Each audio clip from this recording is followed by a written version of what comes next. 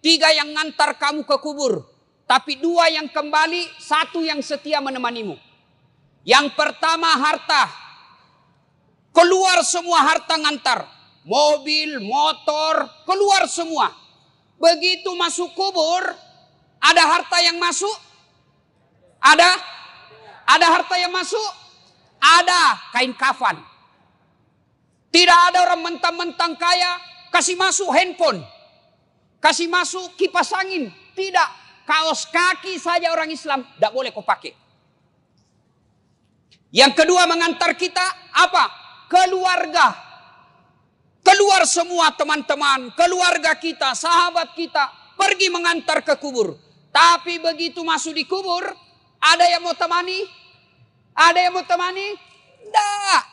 Meskipun bapak kalau meninggal istrinya, meskipun sayang sama istri, mau masuk di kubur. Nabi bilang, kemanapun kau pergi, aku akan mengikutimu. Gunung kan kudaki, lautan ku seberangi, masjid kau lewati. Masuk di kubur, ada yang mau temani? Tidak. Yang ketiga kata Nabi, yang mengantarmu amal. Inilah yang akan mengikutimu kemanapun kau pergi. Masuk di kubur, dia akan masuk. 2 jenis amal. Amal kebaikan, amal keburukan. Masuk. Taman iki buru ditimbun. Pak, ada perantau di sini? Ada dari Sulawesi? Coba angkat tangan. Oh, banyak-banyak. Ada dari Jawa? Banyak. Ada orang Banjar? Bubuhan Banjar, Jar. Banyak betul. Kampungnya. Bapak orang Bugis datang merantau ke Batu Licin. Ternyata di Batu Licin tidak sesuai harapan. Masih ada pilihan? Masih ada? Ada. Pulang lagi Pak. Lewat Batu Licin, turun di Parepare. Dari Jawa merantau ke Batu Licin. Sampai Batu Licin kada nyaman. Bulik lagi pian. Pergi di Jawa. Iya toh? Cocok. Tapi demi Allah. Kota mana ki buru masuk kalian kubur. Senang tidak senang. Tinggal kau di situ. Gak boleh kau lagi keluar. Kalau kau keluar kau dari kuburmu, kau dikubur sore, keluar kau besok pagi, lari semua orang Batu Licin. Nah, kalau masuk kubur, tidak bisa makin ngapa-ngapain.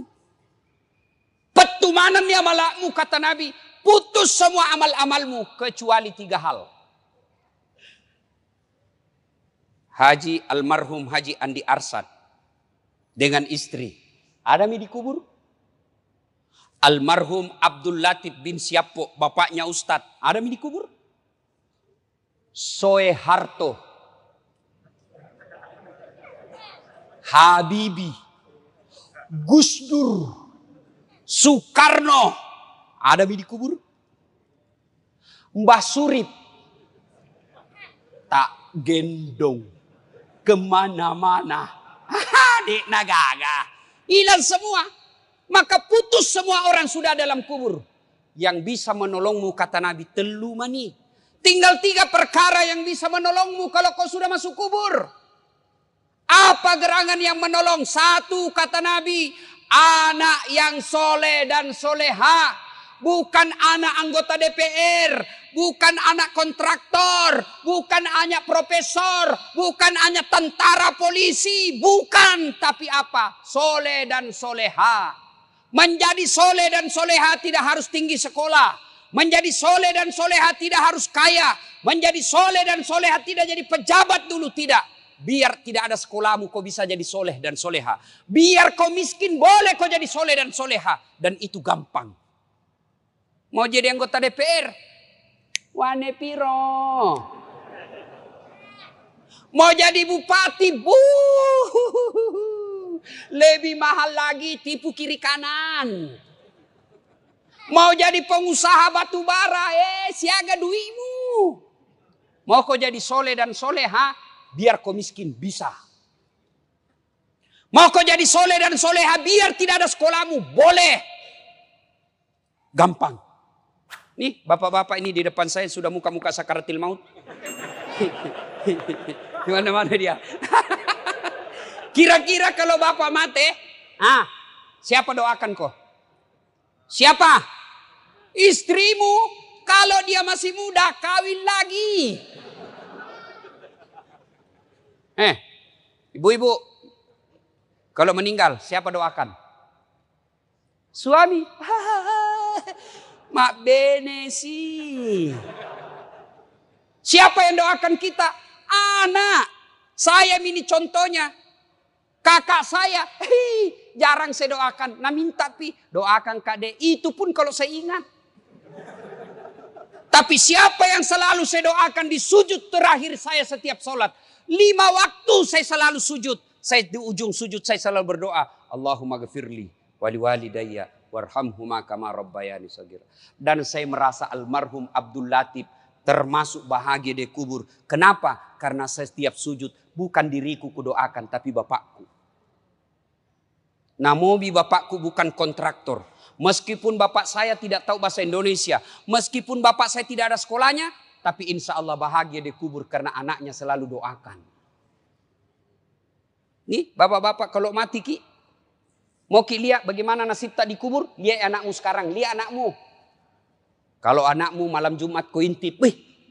Baca Yasin di dalam kamar. Harapan mo harapan. Pagi-pagi, siapa buka pintu itu? Rintip, tahu ah. Anaknya yang bungsu buru-buru ke masjid. Harapan no. Anakmu pergi main futsal jam 5. 10 menit sebelum menjalan, lari-lari pulang cepat rumah. Kenapa? Dia mau tunggu sholat jamaah maghrib di masjid. Harapan Pak, meskipun kau cuma ngontrak-ngontrak. Biar anakmu tinggi sekolahnya. Banyak uangnya. Banyak istrinya. Tapi tidak pernah sembahyang. Macilaka kok. Pintar bahasa Inggris Ustaz. Apa hebatnya pintar bahasa Inggris? Nah bilang jago sekali anaknya itu Ustaz. Masih SD pintar bahasa Inggris. Nah banyak anak-anak pintar bahasa Inggris. Nggak percaya pergi kok di Inggris. Itu anak-anak di Inggris Pak. Bahasa Inggris semua. Apa kalau dia pintar bahasa Inggris? Memangnya kalau dia pintar bahasa Inggris berdoa pakai bahasa Inggris? Oh my God. Please help me my mother. Bleh. Pasti bahasa Bonjar juga. Bujur. Maka Pak Bu. Yang bisa menolong Bapak seketika kubur. Anak yang soleh dan soleha. Yang kedua. Yang bisa menolong kita ketika sudah masuk di kubur. Apa? Sedekah. Nih bapak-bapak yang banyak cincinnya. Jamrud. Ruby. Pak Sudian. Mahal jamnya. Kalau pian mati. Siapa pakainya itu?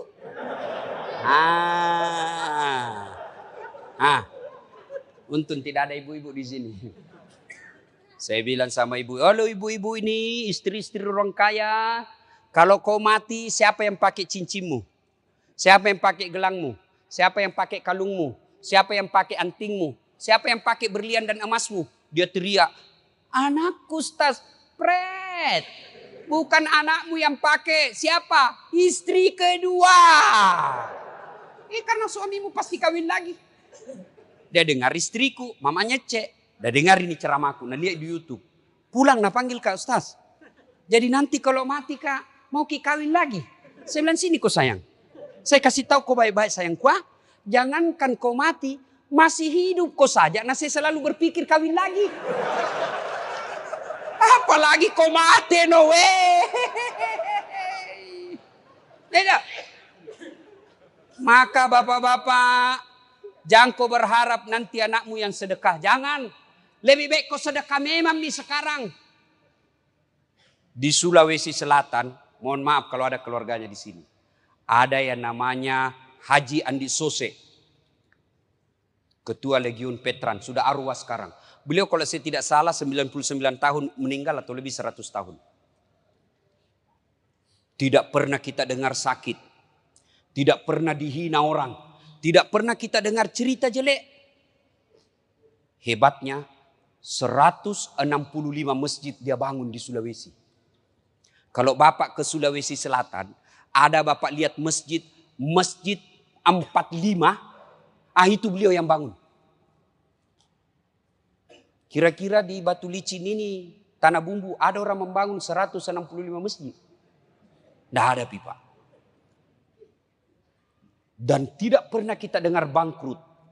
Maka Bapak kalau susah hidupmu, kenapa ini saya miskin terus? Karena tidak mau kau bersedekah. Bagaimana mau bersedekah dan miskin? Bersedekah kau supaya kaya kau. Jangan kau tunggu kaya baru bersedekah. Sedekah itu tidak selalu fulus. Ada masjid dibangun. Ada dengar di komplek kita masjid dibangun. Sedekah kau. Yang kaya sedekah kau dengan semen, besi, tembok, semen. Yang pejabat sedekah kau dengan tanda tanganmu. Yang tidak punya jabatan, yang tidak punya uang, sedekah kau dengan tenagamu. Pergi kau angkat semen. Saya tidak kaya, tidak pejabat, tidak kuat Ustaz. Tapi saya mahasiswa, sedekah kau dengan otakmu. Pikir bagaimana supaya ini, pikir ini.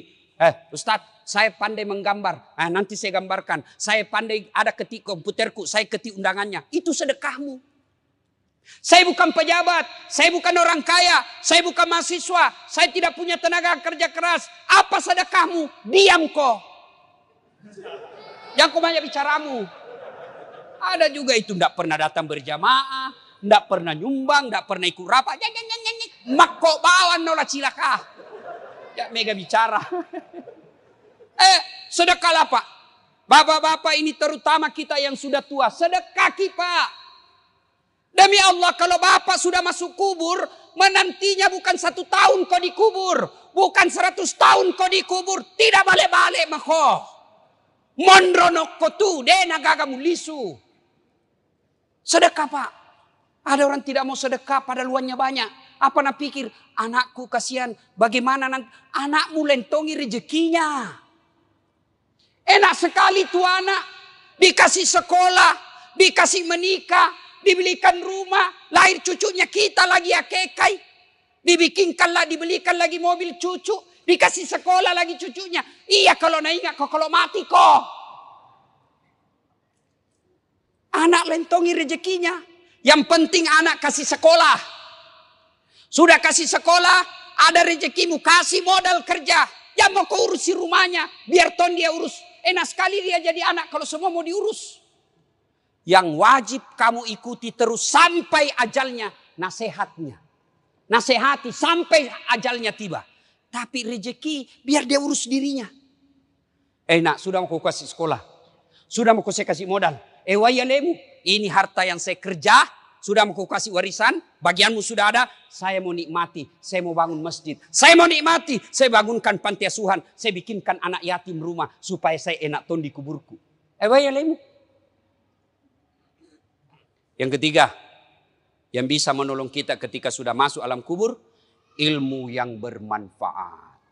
Makanya kalau dapat ceramahnya Das Atlatif, di grup-grup WhatsApp, share.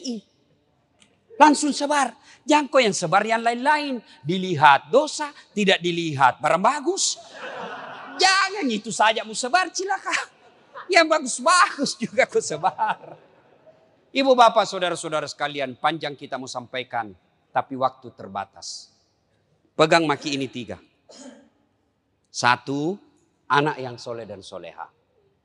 Yang kedua, sedekah. Tidak ada orang bangkrut gara-gara sedekah.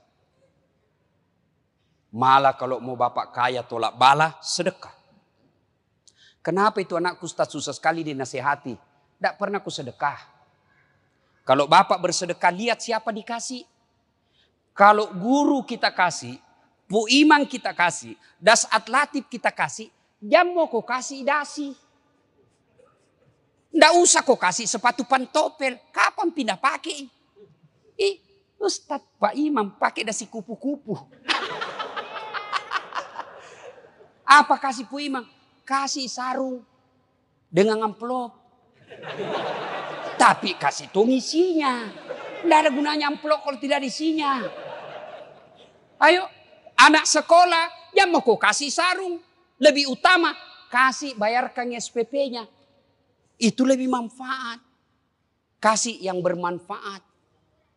Sedekah. Kemudian yang ketiga, ilmu yang bermanfaat. Bapak dalam grup WhatsApp punya 10 grup.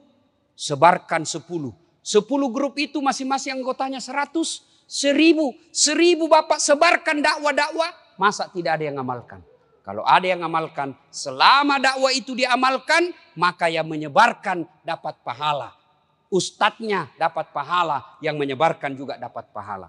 Tapi sebaliknya kalau Bapak selalu sebarkan berita-berita bohong, seperti hoax soal vaksin. Vaksin ada chip, ada besinya. Komunis. Siapa ajar kok? Bilang ada besinya di sini Ustaz. Mati semua itu tentara sama polisi kalau itu vaksin jelek. Mana ada polisi sama tentara belum divaksin? Tanya itu polisi ada di sana. Tanya Mi. Tanya. Sudah divaksin toh? Ya mau vaksin tidak terima gajimu. Itu. Kalau vaksin ini jelek Pak. Pasti tentara sama polisi sama pegawai negeri mati semua Mi. Sudah semua divaksin. Saya sudah divaksin. Alhamdulillah sehat walafiat. Tapi Bapak yang sebarkan berita-berita bohong soal vaksin.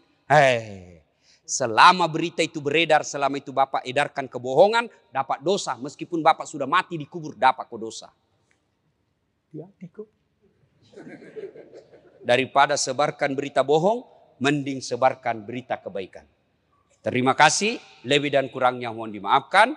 Mari kita kirimkan suratul Fatihah kepada Rasulullah Muhammad SAW. Khasiat dan keutamannya kita ikhlaskan kepada almarhumah Hajjah Wardatul Wartiyah binti Haji Abdul Somad dan arwah Haji Andi Arsad Peta Tahang. Al-Fatihah.